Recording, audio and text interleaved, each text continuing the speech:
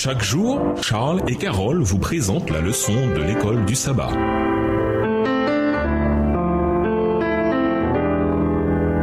Bienvenue à votre émission Dieu nous parle. Noire leçon 6, la traversée de la mer Rouge. Étude de la semaine, Exode 12, versets 31 à 36, Jacques 2, versets 17 à 20, Exode 13, verset 1 à Exode 14, verset 31, Hébreux 11, verset 22, Exode 15, verset 1 à 21 et Apocalypse 15, verset 2 à 4. Versets à mémoriser, n'ayez pas peur, tenez-vous debout et regardez le salut que le Seigneur va vous accorder aujourd'hui. Car les Égyptiens que vous voyez aujourd'hui, vous ne les verrez jamais plus. Le Seigneur combattra pour vous et vous garderez le silence. Exode 14 et versets 13 et 14. L'Exode est l'expérience la plus spectaculaire et la plus glorieuse que le peuple de Dieu ait vécue. Cet événement est le modèle divin de la manière dont Dieu a vaincu les ennemis des Hébreux et amené victorieusement les Israélites en terre promise. C'est également un symbole du salut et de la rédemption en Christ. De point de vue humain, les enfants d'Israël se trouvaient dans une situation désespérée, voire impossible. Une situation dont ils ne pouvaient se sortir seuls.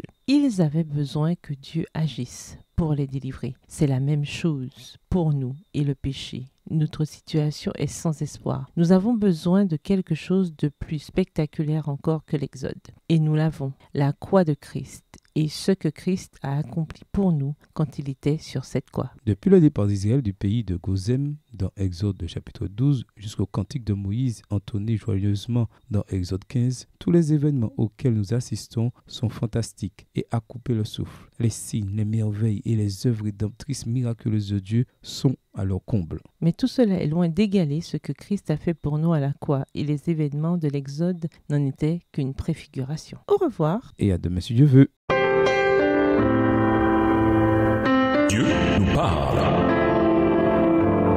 Chaque jour, Charles et Carole vous présentent la leçon de l'école du sabbat.